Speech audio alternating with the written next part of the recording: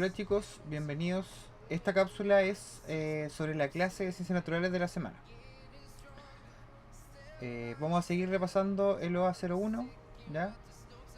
Que es reconocer por medio de la exploración que un ecosistema está compuesto por elementos vivos.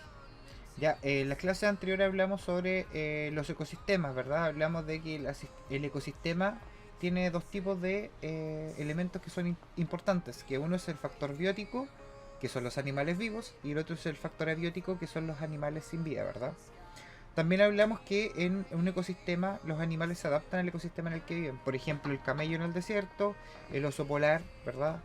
Con su piel y su pelaje, en los climas fríos, ¿verdad? Pero hoy vamos a ver las interacciones de estos seres en un ecosistema. Primero vamos a activar los conocimientos previos. ¿Cómo creéis que interactúan los seres vivos con los componentes abióticos? ¿Verdad? Esa es la pregunta, la primera pregunta. Que serían los seres bióticos con los componentes abióticos. Y luego, ¿crees que son importantes los componentes abióticos para la sobrevivencia de los seres vivos? Y tú respondes, ¿verdad? Luego vimos que la organización de los seres vivos se compone primero de un individuo. Ese individuo forma una población, que son muchos individuos reunidos para formar una población. Luego una comunidad, donde en la comunidad son muchas especies distintas, ¿verdad? Que están todas juntas. Y luego finalmente el ecosistema, que es la forma más completa, en donde hay muchas especies diferentes en gran cantidad y que están en contacto con seres que son abióticos, ¿verdad? Y seres bióticos, en un sistema completo, un ecosistema. Las interacciones. Bueno, en los ecosistemas, los factores bióticos, o sea, los seres vivos, interactúan permanentemente con otros seres y también con factores que son abióticos. Por ejemplo, la planta necesita de tanto el agua, que es un factor abiótico porque no tiene vida, la tierra, que es un factor abiótico porque no tiene vida, y el sol para poder vivir. Quiere decir, seres que no tienen vida, ¿verdad? Una vida propia, alimentan a este ser vivo para que el ser pueda existir, ¿ya? Acá tenemos un pequeño mapa donde vemos la interacción entre los animales, ¿verdad? El gato, el aire, ¿verdad? Que respira, también el árbol, también el pájaro también, ¿verdad? Tenemos el agua, cómo interactúa tanto con el árbol y con las aves al hidratarlas, ¿verdad? Tenemos la lombriz, que también respira y que es la alimentación para las aves, ¿verdad? Y como el sol, que es un ser que es abiótico, que no tiene vida también, sirve para alimentar al árbol y también hacer crecer el pasto del que se alimentan otros seres, que son los animales herbívoros. Bueno, luego vamos a pasar a lo que es la cadena alimentaria o cadena trófica, y acá vemos que al inicio de esta cadena están los productores, ¿ya? Los productores son seres vivos que se alimentan que crean su propio alimento y también se alimentan de cosas que no son vivas, ¿verdad? O sea, estas cosas no vivas le dan el sustento. Por ejemplo, el sol le da el sustento a las plantas para poder generar su propio alimento, ¿verdad? Mediante la fotosíntesis. Además, estas recogen nutrientes del suelo y también el agua que necesitan para vivir. ¿Por qué se llaman productores? Porque son los únicos que se alimentan de estos elementos que son abióticos, que no tienen vida.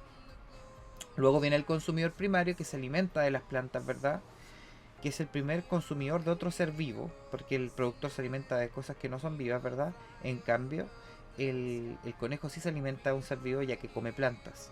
Luego, el consumidor primario, que generalmente son herbívoros, se alimenta de ella un carnívoro, ¿verdad? Que ya se alimenta del consumidor primario, que parecería ser el consumidor secundario. Y no olvidemos el consumidor terciario, que este es generalmente un animal carnívoro que no tiene otro ser que se alimente de él, ¿verdad? Y este se alimenta de los consumidores secundarios, también de los primarios, pero en gran parte de los consumidores secundarios, ¿ya? Entonces ahí vemos el ciclo de la naturaleza. Entonces los productores, para que, como bien vimos anteriormente, se alimentan mediante un proceso llamado fotosíntesis y necesita luz solar, agua y tierra. Quiere decir que los productores, la primera escalafón de la cadena, ¿verdad? Se alimentan de cosas que son abióticas, ¿verdad? Que no tienen vidas. Luego están los consumidores primarios, que son los herbívoros, y ellos se alimentan de plantas o algas o frutas muchas veces, verduras también, y ellos son la comida de los consumidores secundarios, que arriba sale una serpiente, aquí salen hienas por ejemplo, y los consumidores terciarios que no tienen depredadores, por ejemplo el tigre y el tiburón, ¿verdad? Ahora, hay otro elemento importante que hay que abordar. Aquí en este mapa faltaría un elemento para terminar la cadena, que es el descomponedor, ¿ya? El descomponedor se encarga de todo lo que es materia muerta. Él lo descompone y lo transforma en alimento para las plantas, ¿verdad? Y para otros seres con los restos orgánicos de los cadáveres, por ejemplo. Una vez que el tiburón muere, una vez que el tigre muere, ya sea por edad o en una pelea, estos descomponedores toman el resto de su cuerpo y los transforman en nutrientes para las plantas. Y así es un ciclo infinito que no acaba. Entonces, primero vamos a trabajar con el libro del estudiante, la página 62, la 63, la 70 y la 71. ¿Ya? Primero vamos a revisar esta actividad. Primero tiene relación con cómo se relacionan los seres vivos y los elementos no vivos. Entonces, en esta parte hay que observar la interacción entre los seres vivos y los elementos no vivos en esta foto. Observa la siguiente representación de un ecosistema y realiza las actividades. Identifica 3 seres vivos y 3 elementos no vivos que hay en esta foto. Luego tienes que... ¿Qué elementos no vivos necesitan los patos para vivir? ¿Qué elementos no vivos los necesitan? Luego, en la C, ¿qué elementos no vivos es esencial para la sobrevivencia de los peces? Finalmente tienes que elegir un ser vivo y un elemento no vivo de la foto y registrar una semejanza y 2 diferencias entre estos dos, ¿ya? Un ser vivo, por ejemplo, un pez, ¿verdad? O un flamenco, y puedes poner, por ejemplo, aquí está el ser vivo, que se parece a un elemento no vivo, por ejemplo, como el agua, un pez. ¿En qué se parecen y en qué se diferencian, ¿verdad? Entonces, luego en la página 63 vamos a ver que existen 2 ecosistemas, un ecosistema marino y un ecosistema terrestre.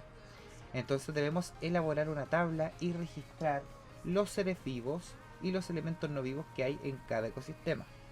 Ecosistema terrestre, ¿qué seres vivos ves aquí? ¿Y qué elementos no vivos ves? Y luego con el ecosistema marino. La B dice, ¿qué interacciones se generan entre los seres vivos y los elementos no vivos? Describe 3 ejemplos.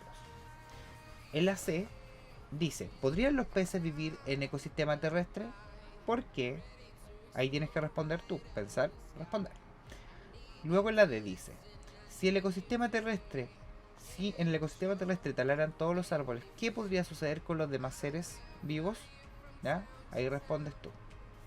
Y en la 70 hay otra actividad que es cómo interactúan los organismos para alimentarse. Dice, la siguiente cadena alimenticia corresponde a un ecosistema de montaña, ¿verdad? Y dice, identifica el productor, consumidores y descomponedores según lo que vimos más arriba. ¿Qué podría suceder con los ratones si se eliminaran las lechuzas de la cadena alimentaria? Si no estuvieran lechuzas, ¿qué pasaría con los ratones? Si no hubiera nadie que se encargara de comer ratones, porque aquí vemos que el ratón, ¿verdad? La lechuza se alimenta del ratón, ¿verdad? ¿Qué pasaría? Enlace, ¿por qué todos los seres vivos de la cadena pueden ser alimento de los hongos? ¿Qué tipo de animal dentro de la cadena es? Ya hablamos sobre eso más arriba. Entonces, después de realizar esta actividad, van a tener un desafío.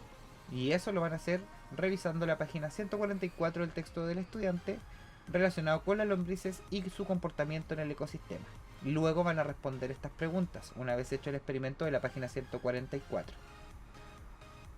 ¿Qué elementos no vivos necesitan las lombrices para vivir? Número 2. ¿Cómo se comportan las lombrices en la sombra y al sol? Número 3. ¿Qué les puede pasar a las lombrices si la tierra se seca? Y finalmente la número 4. ¿Cómo afecta la luz y la humedad a las lombrices? Y luego de responder eso, ya terminaríamos la actividad por esta semana, chicos. Un abrazo. Espero que puedan terminarlo y recuerden mandar a los correos que se entregaron, chicos. Por favor, al correo que corresponde y que están entregados en todos los PPT, ¿ya? Eso, muchas gracias, nos vemos y nos vemos la próxima semana con otra cápsula. Chau, chau.